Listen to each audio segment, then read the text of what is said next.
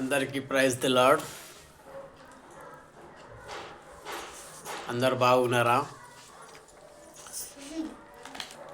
మనము బైబిల్ కాసేపు చదువుకుందాము.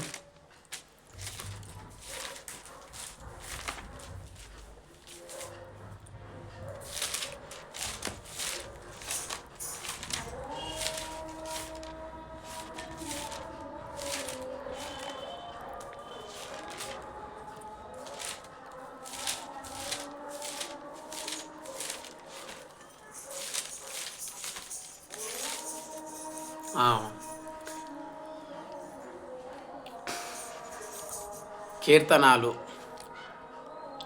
91 కీర్తనలు 91 అధ్యాయం 1వ వచనం నుంచి నేను చదువుతున్నాను. జాగ్రత్త వినండి. మహోన్నతుని చాటున నివసించువాడే సర్వశక్తిని నీడను విశ్రామించువాడు. సర్వశక్తిని నీడను విశ్రమించువాడు. రెండోది, ఆయనే నాకు ఆశ్రయము, నా కోట, నేను నమ్ముకొని నా దేవుడని. నేను యెహోవాను గురించి చెప్పుచున్నాను.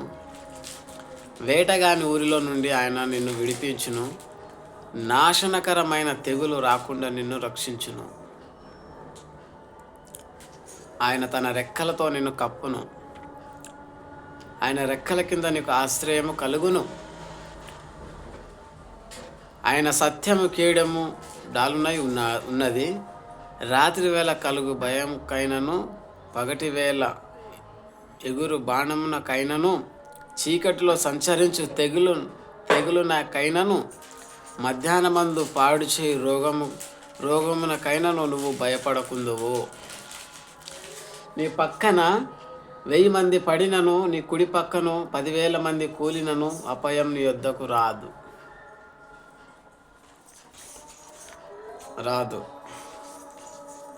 నీ తెగులును నీ గుడారంను సమీపించదు. ఏ తెగులును నీ గుడారంను సమీపించదు. నీ మార్గంలోను నీ గుడారంను సమీపించదు. ఆయన నిన్ను గురించి తన దూతలను ఆజ్ఞాపించును. నీ పాదములకు రాయి తగలకుండా వారు నిన్ను తమ చేతుల మీద ఎత్తి పట్టుకొందురు.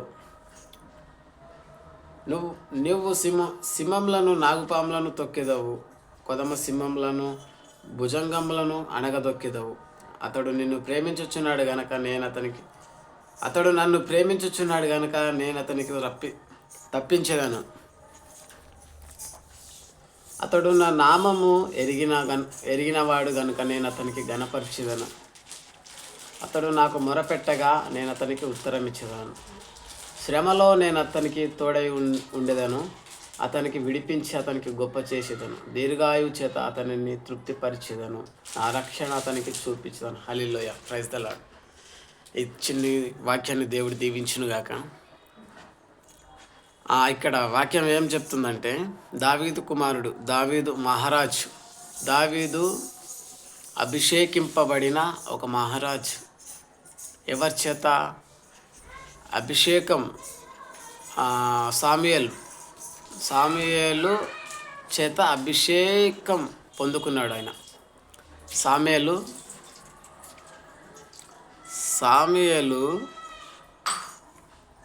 అయితే దేవుడు దావీదును బలంగా వాడుకున్నాడు.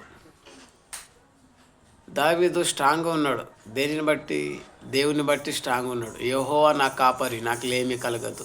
ప్రతిదానికి యెహోవా మీద ఆధారపడతాడు, దేవుని మీద ఆధారపడతాడు. అయితే మనం కూడా ఈ భూమి మీద మనుషుల వైపు చూడకుండా దేవుని వైపు చూడాలి. దేవుని వెంబడించాలి. ఆయన ఎవరో మేము తెలుసుకోవాలి. అప్పుడు మా బ్రతుకులు మారుతాయి. మా బ్రతుకుకు ఒక అర్థం. ఆయన నమ్మదగిన దేవుడు. ఆయన ఒకసారి ఆలోచించండి, బైబిల్ చదవండి, ఒకసారి మీకు అర్థమవుతుంది. బైబిల్ ఎంత మంచిదంటే ప్రతి ఒక్కరిని బైబిల్ మారుస్తుంది. ఎవరినైనా మార్చేస్తుంది ఇది బైబిల్. అంత శక్తి ఉంది బైబిల్కు. ఎవరైనా మందు తాగిటైనా బీడీలు సిగరెట్లు తాగేటైనా, గుట్కాలు పాన్ బార్ ఖైనులు తినేటైనా, వీళ్ళందరినీ ఈ బైబిల్ మారుస్తుంది. ఎట్లా మారుస్తుంది అంటే, బైబిల్ సత్యం గురించి వివరిస్తుంది. సత్యమేది బైబిల్. ఇది పరిశుద్ధ గ్రంథం. దేవుడు మా కోసము ఆయన తగ్గించుకొని సింహాసనం వదులుకొని మానవునిగా మనం ఎట్లా ఉన్నామో మామూలుగా మనిషిలాగా ఆయన మన కోసం ఈ భూమి మీదకి వచ్చినాడు. ఒకసారి అర్థం చేసుకోండి మీరు కూడా. ఏదో మనము మందిరానికి వెళ్తున్నాము, ఆదివారం వస్తున్నాము అంటే అది సరిపోదు. అది ఇష్టం కాదు దేవునికి. మీరు ఎట్లా ఉండాలంటే దేవుని పట్ల భయభక్తులు కలిగి ఉండాలి. దేవుడు అంటే భయం ఉండాలి. పొద్దుగాల, మధ్యాహ్నం, సాయంత్రం ప్రార్థన, కాసేపు బైబిల్ చదువుకోవాలి.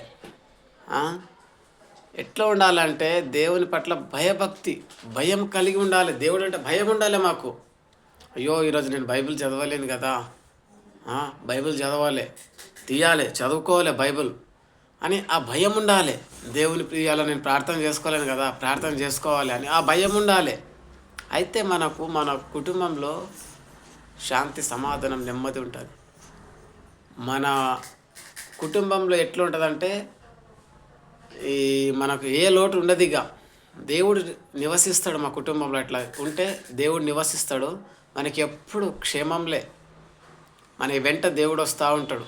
మా ప్రేయర్ చేసుకున్నప్పుడు మా తలంపులు, మా మనోనేత్రాలు, మా హృదయాలు తెలిసిన దేవుడైనా నీ గురించి నా గురించి తెలియదు ఆయనకు.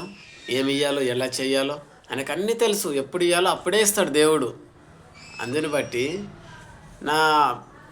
ఎవరైనా బ్రదర్స్ అండ్ సిస్టర్స్, ఎవరైనా ముఖ్యంగా యవనస్తులు అంటే ఇప్పుడు యవనస్తులు చాలా ముఖ్యంగా ఇప్పుడు మీరు ఎట్లా ఉండాలంటే దేవుని పట్ల చాలా స్ట్రాంగ్గా ఉండాలి. దేవునికి లోబడాలి మీరు. అయితే మీ బ్రతుకులు మీరు ఇంకా ఎదుగుదల, మీకు ఇంకా చాలా ముందుకు, మీకు భవిష్యత్తు చాలా ఉంటుంది దేవుని పట్ల. మీ పట్ల దేవునికి చాలా భవిష్యత్తు ఉంటుంది మీకు, మర్చిపోకండి. అయితే సౌలు దావీదును చంపుదామని నానా రీతిగా సౌలు ప్రయత్నించిండు చంపుదామని సౌలు. అయితే సౌలు వల్ల కాలేదు అది. సౌలుకు కాలేదు అది. చంపదాం అనుకున్నాడు కానీ ఆయననే అన్యాయం అయిపోయాడు, సౌలే. అయితే దేవుడు ఎప్పుడైతే సౌలును పేరు పెట్టి సౌలా అని పేరు పెట్టి పిలవంగానే సౌలు కుప్పకూలిపోయి అప్పుడు సౌలు భయపడ్డాడు. ఇట్లా భయపడంగానే సౌలు పౌలుగా మారిపోయిండు.